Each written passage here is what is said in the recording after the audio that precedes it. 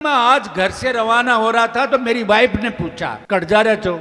मैंने कहा आज बालिका छात्रावास का शिलान्यास है। मैंने कहा दूदू जा रहा हूं। तो मुझे उन्होंने चला के कहा कि आप खरनाल में 11 लाख दे के आए, आज मेरे नाम से 11 लाख रुपए दे के आना। 11,11,000 श्रीमती शांति देवी पूनिया के नाम से। मैं निवेदन करूंगा अपने वक्ता के रूप में हमारे डेयरी के चेयरमैन सम्मानीय ओम प्रकाश जी पूनिया साहब से कि पधारें और अपना महत्वपूर्ण संबोधन रखें। दूदू जाट छात्रावास के शिलान्यास समारोह में डेयरी चेयरमैन आदरणीय ओम प्रकाश जी पूनिया साहब। दूदू जाट समाज की ओर से बालिका छात्रावास की शिलान्यास प्रोग्राम में मंचासीन हमारे समाज के अध्यक्ष राजाराम जी मील साहब, हमारी समाज की जयपुर जिला की पहली जिला प्रमुख श्रीमती रमा चोपड़ा जी, रणवीर पहलवान जी, दूदू प्रधान रवि चौधरी जी, महाराज मधुसूदन जी, राम गोपाल जी कटारिया साहब, मोती जी चोपड़ा जी, सम्मानित मंच, पंडाल में विराजे मेरे पिता तुल्य बुजुर्गों, नौजवान साथियों, युवा साथियों, इस अवसर पर मैं आप लोगों का बहुत बहुत स्वागत करता हूं, बहुत बहुत अभिनंदन करता हूं। सबसे पहले मुझे एक बात बहुत मन में जो खटक रही है, मैं जरा उसका आपको बताना चाहता हूं। दूदू के बारे में जो हमारी न्यू जनरेशन है, जो हमारी युवा पीढ़ी है, मैं आज से 45-40 साल पहले के बारे में दूदू के बारे में बताना चाहूँगा कि दूदू पंचायत समिति का जयपुर जिले में एक अलग से अहम स्थान हुआ करता था। एक बहुत बड़ी प्रतिष्ठा हुआ करती थी। ईमानदारी की मिसाल दूदू में दी जाती थी। चौधरी मांगीलाल जी उस पंचायत समिति का नेतृत्व करते थे। बड़े बुजुर्ग पटेल थे, लेकिन पता नहीं किस ऐसे लोगों की इस दूदू के नजर लगाई है कि आज हमारा जाट समाज एक मुट्ठी में बनता नजर क्यों नहीं आ रहा है। आज तो बालिका छात्रावास का शिलान्यास है। आज कोई राजनीति का यहां कोई सवाल नहीं है। यहां ना बीजेपी है, ना कांग्रेस है, ना कोई पार्टी है। आज हमारी बेटियों की अस्मिता का सवाल है, हमारे समाज की अस्मिता का सवाल है। दूदू का हमेशा जिले के अंदर राजनीति में अहम स्थान होता था। एक जमाना ऐसा था, खाली पड़ी हैं कुर्सियां। ये पंडाल ऐसा आज ऐसा होना चाहिए था। दूदू में जाट समाज की जो संख्या है वो अन्य समाजों से सबसे ज्यादा जो संख्या है वो जाट समाज की है। क्यों? जब समाज का विकास का काम आता है, जब स्कूल का काम आता है, छात्रावास का काम आता है, समाज की अस्मिता का सवाल आता है, तो हमको एकजुट रहना चाहिए। हमको दूसरों से भी सीखना चाहिए कि दूसरे समाजों में कितना बड़ा संगठन है, कितनी बड़ी एकता है।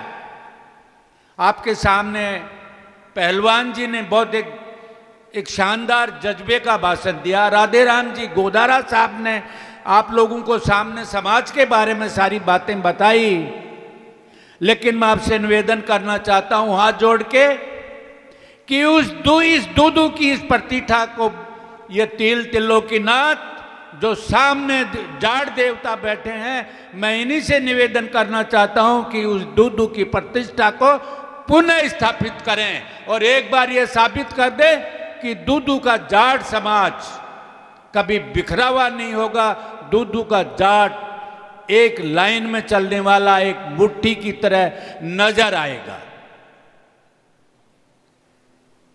आज एक बहुत बड़ा प्रोग्राम है, बालिका छात्रावास का शिलान्यास। हमारे दादूपंथी, हमारे गुरु,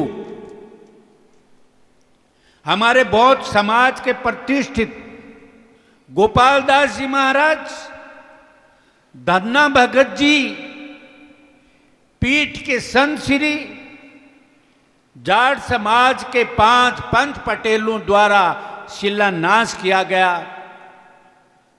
इस अवसर पर तो सब लोगों को इतना जबरदस्त आना चाहिए था। क्या कहेंगे हमारे लिए लोग, क्या सोचेंगे हमारे लिए लोग, इस पे हमको विचार करना चाहिए कि बालिका छात्रावास, मैं तो विकास समिति के अध्यक्ष सरवन जी और इनकी पूरी विकास समिति की और इसमें सहयोग करने वाले भामा साहब, मैं उनका बहुत बहुत स्वागत करता हूं कि उन्होंने बढ़ चढ़ कर इस तरह का हिस्सा लिया और विकास समिति ने यह निर्णय लिया कि धर्मशाला नहीं बननी चाहिए। यह एक बहुत बड़ा सोच है। बालिका छात्रावास का निर्माण करना एक ऐतिहासिक निर्णय है। आज समाज में बेटियों का सम्मान, मां का सम्मान, बहू का सम्मान, दादी का सम्मान, जिस परिवार में हमारी बहू बेटियों का सम्मान होता है, उस परिवार के अंदर कभी कोई चीज की कमी नहीं रहती है।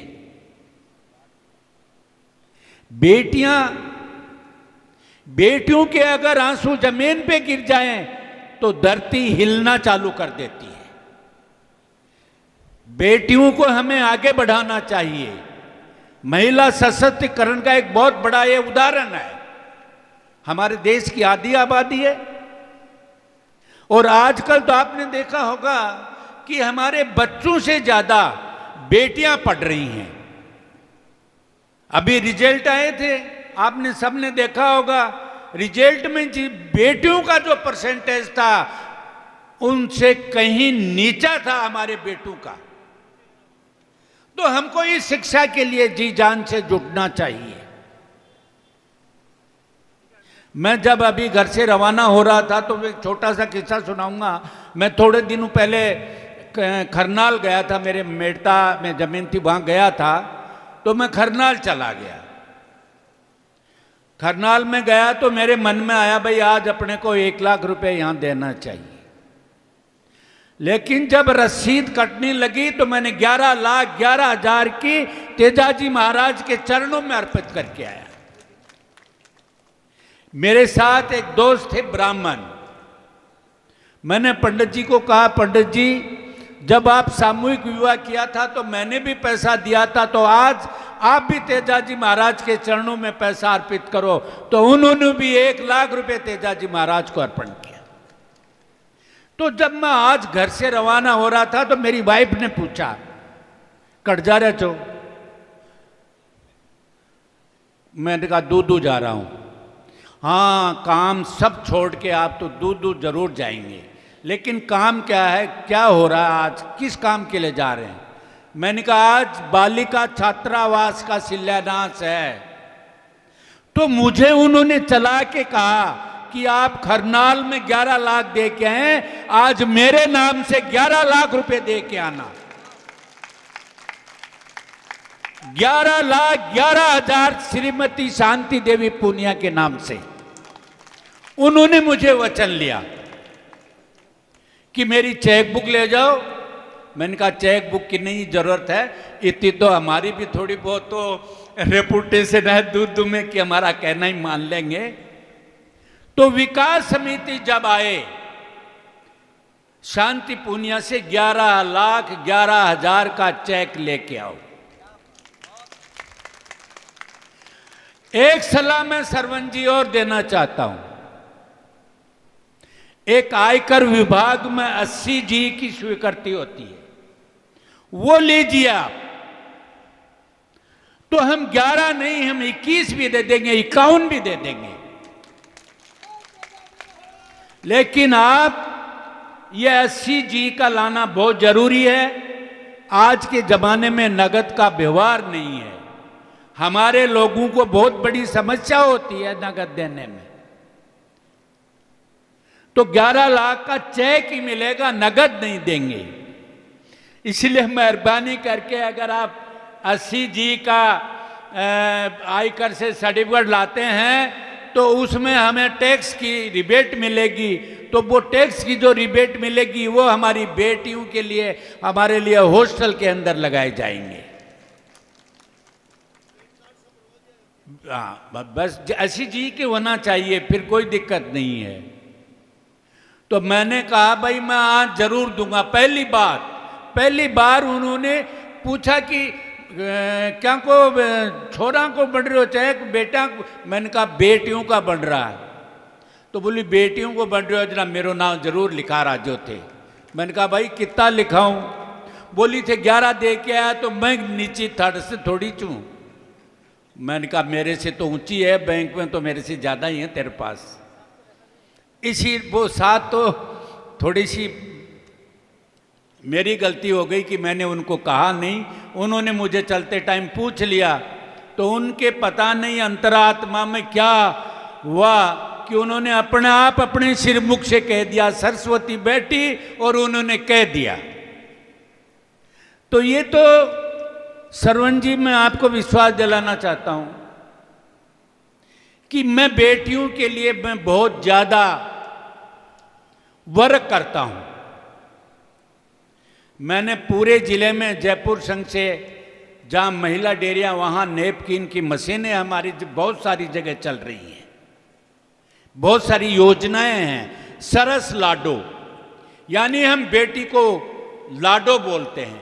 जिसको सबसे ज्यादा लाड लडाया जाता है वही तो लाडो है, वही तो सरस्वती है, वही तो लक्ष्मी है, वही तो दुर्गा है, जिसका आप और हम सब समय समय पे पूजन करते हैं अपने स्वार्थ के लिए। अपने स्वार्थ के लिए करते हैं ना, लक्ष्मी जी के आगे नाक रगड़ते हैं तो अपने स्वार्थ के लिए ही करते हैं कड़वा जी। तो ये वो लक्ष्मियां हैं। और जब घर में हमने एक परंपरा और शुरू कर रखी है बेटियों के लिए, क्योंकि बेटियों के साथ महिलाएं भी अन्याय करती हैं। जब बेटा पैदा होता है तो जोर से थाली बजाई जाती है। रमा जी गए क्या? मैं कहना चाहता हूं उनको, हम हमेशा एक अभियान रखते हैं जहां मीटिंग होती है, महिलाएं ज्यादा होती हैं, कि जब बेटों के लिए थाली बजाई जाती है तो बेटियों के लिए क्यों नहीं बजाई जाती?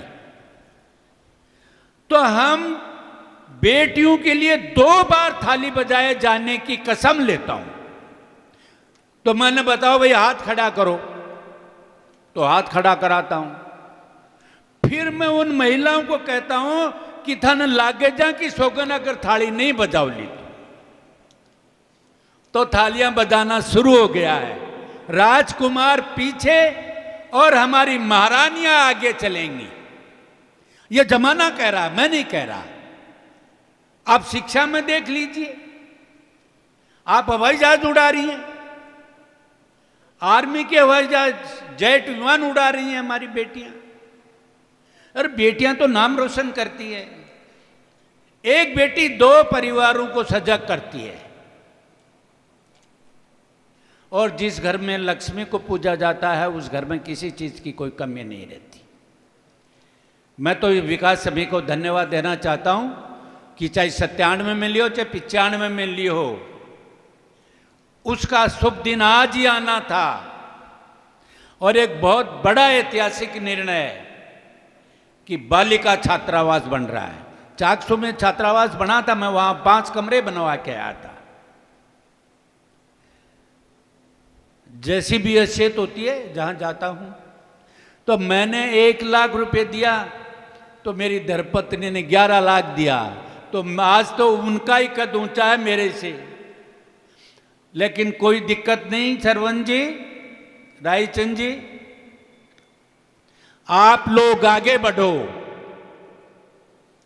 हम आपके साथ हैं, हम समाज के साथ हैं। मेरा एक उसूल है, चाहे किसी भी पार्टी में होता हूं,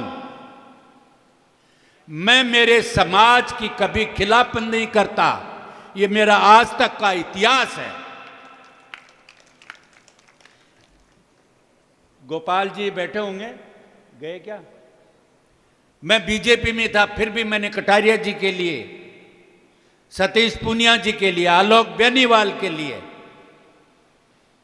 उनको जिता के लेके आया।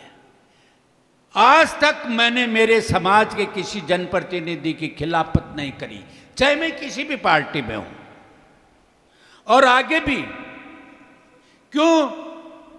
कि मेरे पे तो वैसे ही लेबल लगा हुआ जाटवाद का, तो मुझे बहुत खुशी होती है कि मैं जाट हूं। मैं गर्व से कहता हूं मैं जाट हूं, और मुझे अगला जन्म भी भगवान किसी जाट के परिवार में दे। जाट जाट जाति नहीं है, जाट एक नस्ल है, जाट एक देवता है। अभी आपने सोशल मीडिया पे जाट देवता के बारे में खूब चला। जाट के आगे ही देवता लगता है, बाकी किसी के आगे देवता नहीं लगता। क्योंकि जाट अंतरात्मा से जितना ईमानदार होता है, वो अपने मन में या अपने पेट में कोई बात उसके खटाती नहीं है, वो तो हाथों-हाथ ही कहता है। ज़्यादा वक्त नहीं लेना चाहता। पहलवान जी ने, राधे जी ने खूब समय लिया। मैं तो इतना ही कहना चाहता हूँ, आप लोगों से हाथ जोड़ के मेरा निवेदन है कि इस दूदू की प्रतिष्ठा को वापस लौटा लो। इस दूदू की नाक के ऊपर मक्खी बैठ रही है, उस मक्खी को मारना आप और हमारे लिए बहुत जरूरी है।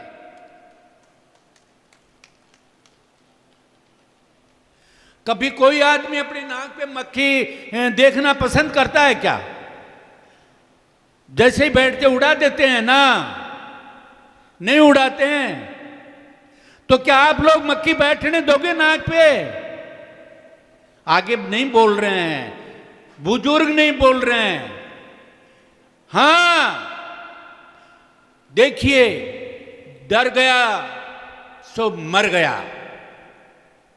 जाट ने तो जन्म छाती खोल के, छीना तान के चलने के लिए जन्म लिया है। जाट ने कभी नीचा देखने के लिए जन्म नहीं लिया है। जाट का सर हमेशा ऊंचा रखो, उसका मान ऊंचा रखो, और जहां जाट की अस्मिता का सवाल आ जाए, वहां किसी को बख्शने की आवश्यकता नहीं है। चाहे कितना भी किसी का दबाव हो, कोई फर्क नहीं पड़ता। मुझे तो एक बात समझा दो कि हमारे जितने भी विधायक, एमपी, एमएलए हैं, वो जहां जाट बाहुल्य क्षेत्र है वहीं चुनाव क्यों लड़ते हैं? वो जोरी बाजार, बनी पार्क में तो कोई नहीं लड़ता। हाँ, फिर कहां चले जाते हैं? फिर कहां भूल जाते हैं? और जब अलग थलग कर दिए जाते हैं, जब जाट नजर आता है। जब पद पे मैं बैठता हूं तो मैं जाट को भूल जाता हूं, मरने के बाद ही जाट याद आता है। अरे जिस दिन से कुर्सी बैठो, उसी दिन अगर जाट का नाम रखोगे तो आपको कोई हिलाने वाला पैदा नहीं होगा। इसीलिए एक ही निवेदन है कि इस दूदू की प्रतिष्ठा को पुनः लौटा दो आप लोग। मैं भगवान और तेजाजी महाराज से भी निवेदन करता हूं कि हे तेजाजी महाराज, सबको सद्बुद्धि दो कि हमारी प्रतिष्ठा वापस लौट आए। माड़ साहब गलत कह रहा हूं क्या ये बात? ये माड़ साहब इसके उदाहरण हैं, सब जानते हैं। जगन जी, कड़वा जी, रायचंद जी, अकाउंटेंट साहब, सारे जानते हैं। सामने हमारे बहुत बुजुर्ग बैठे हैं, सब जानते हैं। इधर कड़वा जी बैठे हैं, हमारे नेता बैठे हैं, सब जानते हैं कि प्रधान जी एक बात कह देते थे मांगीलाल जी, तो पूरे दूदू का जाट एक लाइन में खड़ा हो जाता था। हमको वो दिन वापस लाना चाहिए। मैं ज़्यादा अब समय नहीं लेना चाहता। एक बार पुनः मैं विकास समिति को बहुत बहुत धन्यवाद देना चाहूँगा और ये कहना चाहूँगा, पहले भी मैंने कहा कि काम शुरू करिए। पैसा तो बालिका छात्रावास बन रहा है, लक्ष्मी का छात्रावास बन रहा है, लक्ष्मियों का, तो लक्ष्मी से और हाथ जोड़ देंगे। कहीं से हमको लक्ष्मी आ जाएगी, छप्पर फाड़ के आएगी। इसलिए आप काम शुरू करिए। कभी काम की करनी चालू होने के बाद में रुकती नहीं है, यह वरदान है। इसीलिए हम इस कर्म भूमि को नमन करते हैं और मैं इस कर्म भूमि के लिए कुछ भी करने के लिए तैयार हूं। विकास समिति मुझे जब भी आदेश देगी मैं उसका अक्षर से पालन करूंगा। मैं आपके सबके सामने ये वचनबद्ध हूं। आज आप लोगों ने बुलाया है मेरे इस कर्म भूमि पे, मैं आप लोगों को एक बार पुनः नमन करता हूं, स्वागत करता हूं, अभिनंदन करता हूं। जय जाट, जय भगवान, तेजाजी महाराज की।